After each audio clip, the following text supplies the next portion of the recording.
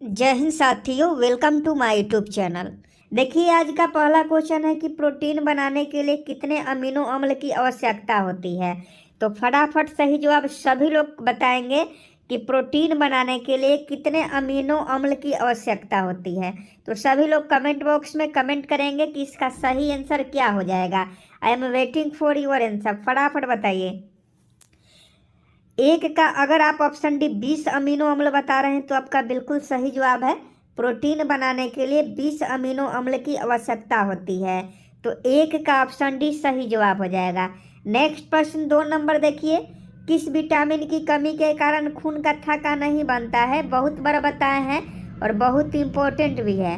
तो आप सभी बताइएगा कि किस विटामिन की कमी के कारण खून का थक्का नहीं बनता है। तो फटाफट आंसर करेंगे। ऑप्शन बी विटामिन के, जितने भी बता रहे हैं उनका बिल्कुल राइट आंसर है। विटामिन के will be right answer. Vitamin के की कमी के कारण खून का थक्का नहीं बनता है और विटामिन के की कमी के कारण हीमोफीलिया रोग होता है। विटामिन सी की कमी से स्कर्वी होता है। विटामिन डी के कमी से रिकटेस होता है और विटामिन बी की कमी से बेरी रोग होता है। तो विटामिन से आपको कोई भी क्वेश्चन पूछा जाए एग्जाम में सही करके आना है। आगे देखिए कि शरीर की सबसे छोटी मांसपेशी कौन सी है। फटाफट बताइएगा। 3 नंबर क्वेश्चन का राइट आंसर बताइए कि शरीर की सबसे छोटी मांसपेशी कौन सी है। फटाफट बताइएगा। तो देखिए 3 का ऑप्शन है स्टेपिडियस, आपका सही जवाब हो जाएगा। शरीर की सबसे छोटी मांसपेशी जो होती है स्टेपिडियस होती है। तो 3 का ऑप्शन है सही जवाब हो जाएगा।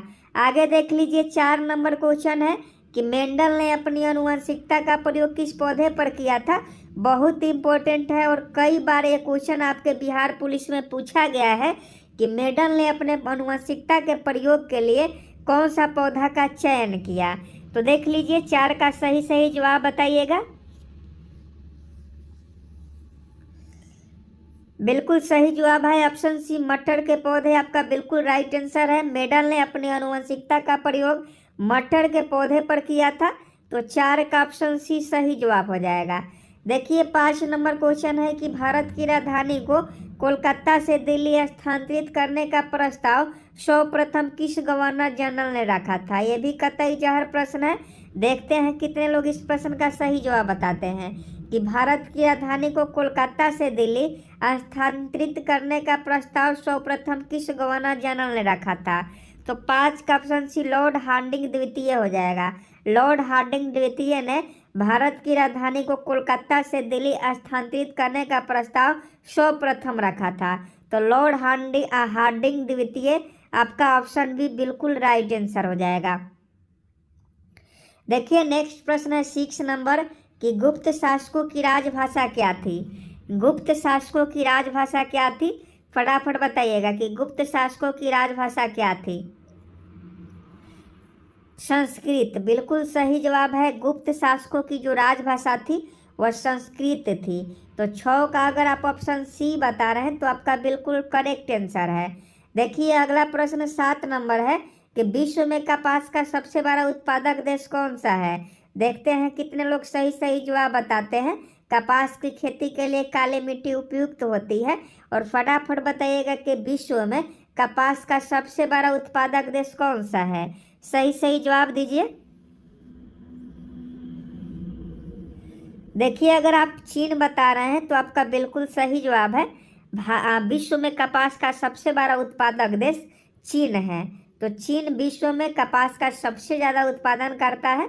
तो ऑप्शन डी सही जवाब हो जाएगा। देखिए 8 नंबर क्वेश्चन है कि भूकंप को किस यंत्र से मापा जाता है। कई बार ये क्वेश्चन पूछा गया है, ज्योग्राफी का क्वेश्चन है यानी भूगोल का क्वेश्चन है। तो फटाफट बताइए कि भूकंप को किस यंत्र से मापा जाता है। देखिए सिस्मोग्राफ बता रहे हैं तो आपका बिल्कुल राइट आंसर है। भूकंप को किस यंत्र से मापा जाता है। तो सिस्मोग्राफ से मापा जाता है। तो भूकंप को सिस्मोग्राफ यंत्र से मापा जाता है। ऑप्शन बी सही जवाब हो जाएगा। देखिए अगला प्रश्न है कि चैतन्य स्वामी का जन्म किस राज्य में हुआ था। फटाफट सही जवाब बताइएगा कि चैतन्य स्वामी का जन्म किस राज्य में हुआ था।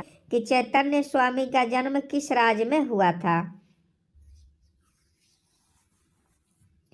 ऑप्शन ए पश्चिम बंगाल बता रहे हैं, तो आपका बिल्कुल सही जवाब है। चैतन्य स्वामी का जन्म पश्चिम बंगाल यानी वेस्ट बंगाल में हुआ था। आगे देखिए, अगला क्वेश्चन पूछा गया है 76 पोस्ट के एग्जाम में। एक क्वेश्चन पूछा गया था मद्य निषेध का, जो 76 पोस्ट का एग्जाम हुआ है उसमें पूछा गया था कि जलियांवाला बाग हत्याकांड की जांच के लिए किस कमीशन की नियुक्ति की गई थी। ये क्वेश्चन आपके एग्जाम में पूछा गया है प्रोहिबिटेशन कांस्टेबल का, कि जलियांवाला बाग हत्याकांड की जांच के लिए किस कमीशन की नियुक्ति की गई। तो देखिए, जलियांवाला बाग हत्याकांड 13 अप्रैल 1919 को हुआ था और इसकी जांच के लिए हंटर कमीशन का नियुक्ति किया गया। तो हंटर कमीशन आपका बिल्कुल सही जवाब हो जाएगा। और इस बहुत इंपॉर्टेंट है, कई बार पूछा भी गया है, रिपीट भी हो सकता है। तो याद रखिएगा कि जलियांवाला बाग हत्याकांड के जांच के लिए हंटर कमीशन आयोग का गठन किया गया था। नेक्स्ट प्रश्न बताइए 11 नंबर, कि शुद्ध जल का पीएच मान होता है।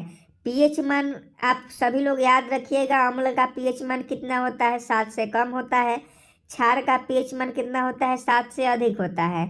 और शुद्ध जल का पीएच मान 7 होता है। रक्त का पीएच मान 7.4 होता है। याद रखिएगा। तानसेन का मूल नाम क्या था? बहुत इंपॉर्टेंट क्वेश्चन है, कतई जहर प्रश्न है। याद रखिएगा कि तानसेन का मूल नाम क्या है। आप सभी जानते हैं तानसेन का जो मूल नाम है वो रामतनु पांडे है। तानसेन का मूल नाम क्या है? रामतनु पांडे है। तो ऑप्शन ए सही जवाब हो जाएगा। आगे देखिए, अगला प्रश्न देख लीजिए। अगला प्रश्न आपका 13 नंबर है कि रिफ्ट घाटी से होकर कौन सी नदी बहती है? I am waiting for your answer. फटाफट बताइएगा कि रिफ्ट घाटी से होकर कौन सी नदी बहती है।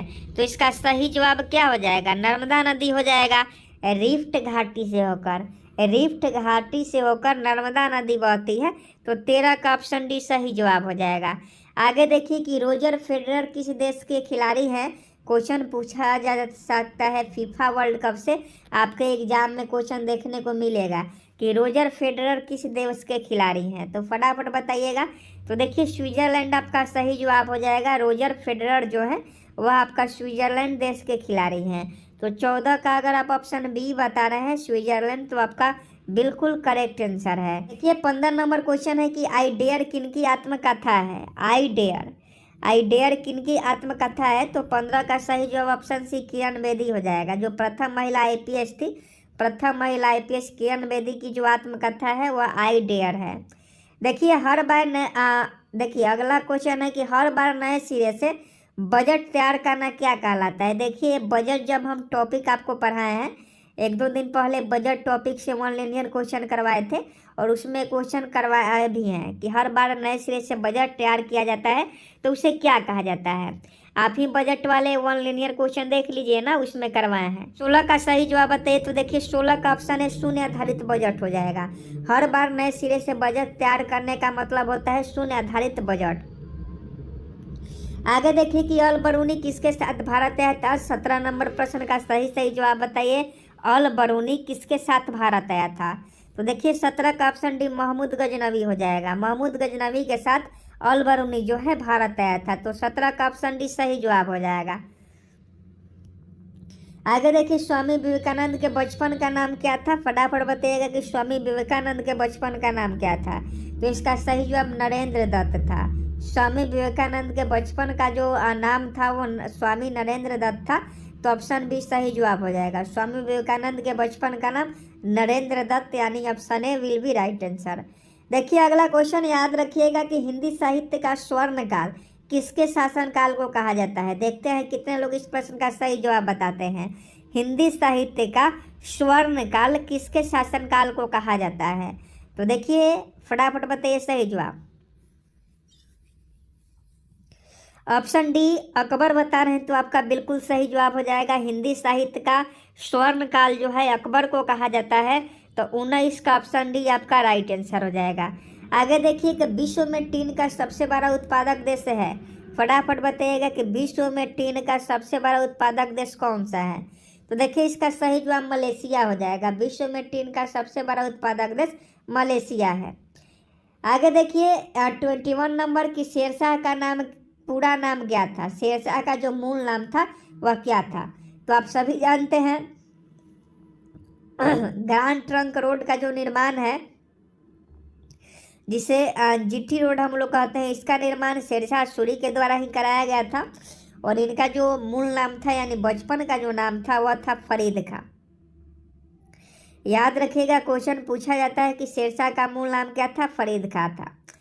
आगे देखिए 22 नंबर की, किस संधि के बाद पेशवा बाजीराव द्वितीय अंग्रेजों के अधीन हो गए? किस संधि के बाद पेशवा बाजीराव द्वितीय अंग्रेजों के अधीन हो गए? तो फटाफट बताइएगा। मराठा साम्राज्य से क्वेश्चन है, तो ये बेसिन की संधि। बेसिन की संधि होने के बाद बाजीराव द्वितीय जो थे वो अंग्रेजों के अधीन हो गए। आगे देखिए कि पृथ्वी का बाहरी भाग क्या कहलाता है? जो पृथ्वी का आपका बाहरी भाग होता है, पृथ्वी का जो बाहरी भाग होता है वो आपका क्या कहलाता है? ज्योग्राफी का क्वेश्चन है और उम्मीद है कि आप सभी सही जवाब दीजिएगा। इसका सही जवाब, इसे क्रस्ट हम लोग कहते हैं। जो पृथ्वी का बाहरी भाग होता है उसे हम लोग क्या कहते हैं? तो उसे हम लोग क्या कहते हैं? क्रस्ट कहते हैं। क्रस्ट उसे हम लोग कहते हैं। आगे देखिए कि जर्मनी और पोलैंड के बीच की सीमा रेखा को क्या कहा जाता है? तो जर्मनी और पोलैंड के बीच जो सीमा रेखा है, जर्मनी और पोलैंड के बीच में जो सीमा रेखा है उसे हम लोग क्या कहते हैं? तो देखिए जर्मनी और पोलैंड के बीच में जो सीमा रेखा है उसे हम लोग हिंडनबर्ग रेखा कहते हैं। हिंडनबर्ग रेखा उसे हम लोग कहते हैं। मैकमोहन रेखा भारत और चीन के बीच में है, याद रखिएगा। रेड क्लिफ रेखा जो है भारत और पाकिस्तान के बीच में है। और डुरंड रेखा किस देश के बीच में है? कमेंट बॉक्स में जरूर बताइएगा। इंदिरा गांधी के बचपन का क्या नाम था?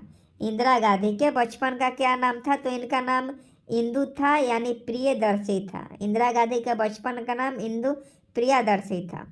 जनसंख्या का महाविभाजक वर्ष कहलाता है, फटाफट बताइए। तो जनसंख्या का जो महाविभाजक वर्ष है वो 1921 कहलाता है। 1921 सही जवाब हो जाएगा। जनसंख्या का महाविभाजक वर्ष 1921 को कहा जाता है। चलिए नेक्स्ट प्रश्न 27 नंबर देखिए कि जब भारत स्वतंत्र हुआ उस समय ब्रिटेन में किस पार्टी की सरकार थी? ये क्वेश्चन पूछा जाता है। एक कतई जहर प्रश्न है, याद रखिएगा कि जब भारत स्वतंत्र हुआ उस समय ब्रिटेन में किस पार्टी की सरकार थी? तो उस समय लेबर पार्टी की सरकार थी। जब भारत को आज़ादी मिली तो उस समय ब्रिटेन में जो सरकार थी वह लेबर पार्टी की थी। बिरला मेमोरियल कहाँ स्थित है? 28 का सही जवाब बताइएगा। बिरला मेमोरियल कहाँ स्थित है? तो देखिए कोलकाता सही जवाब हो जाएगा। बिरला मेमोरियल जो है कोलकाता में स्थित है। तो ऑप्शन डी सही जवाब। लाइक कर चैनल को सब्सक्राइब कर लेंगे।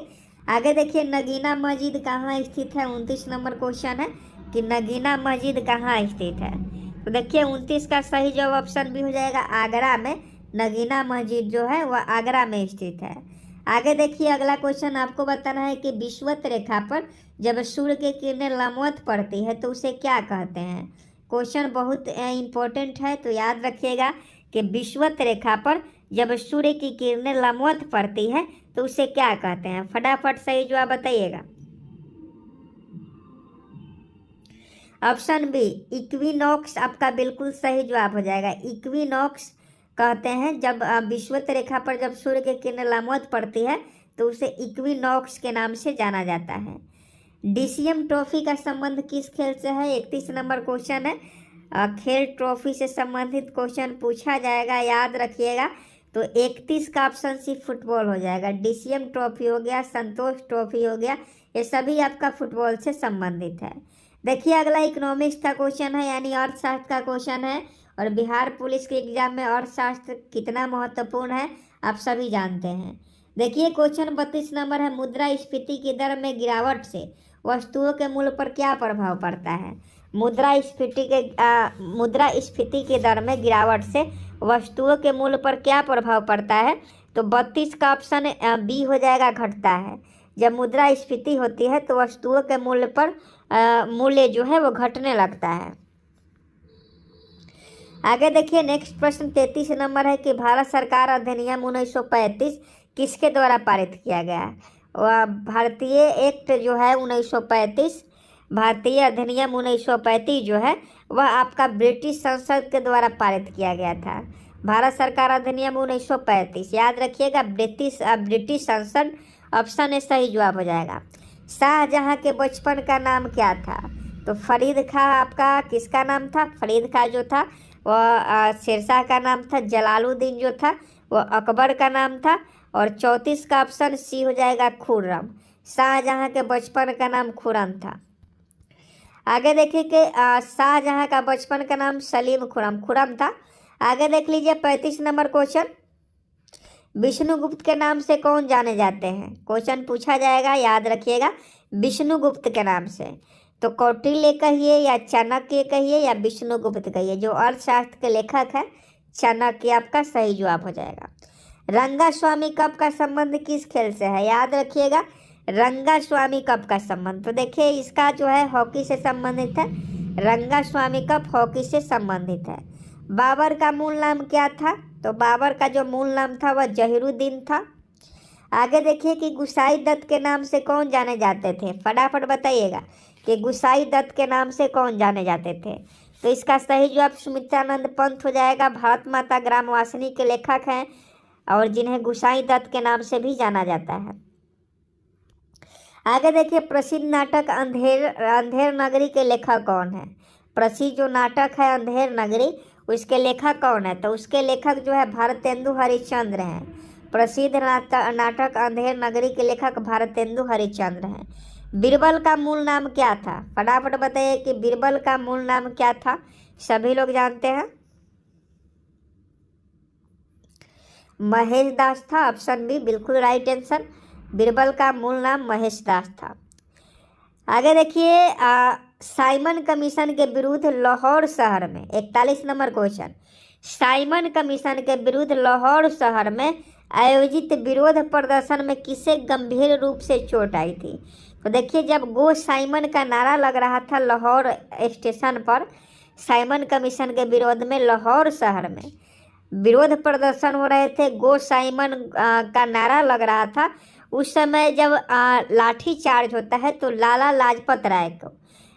लाजपत राय को कपाल जो सर है वहाँ लग जाता है, सिर पर उन्हें गंभीर चोट आती है और उसी चोट के कारण जो है उनकी मृत्यु हो जाती है। और यह भगत सिंह मूवी आप देखे होंगे तो उसमें आपको दिखाया गया है। आगे देखिए 42 नंबर की पौधे के किस भाग से जूट की प्राप्ति होती है? ये होमवर्क का क्वेश्चन है और उम्मीद है कि आप इस प्रश्न का सही जवाब होमवर्क में ज़रूर देंगे। और देखिए आज का जो हम लोग का क्लास था बहुत ही इम्पोर्टेंट था।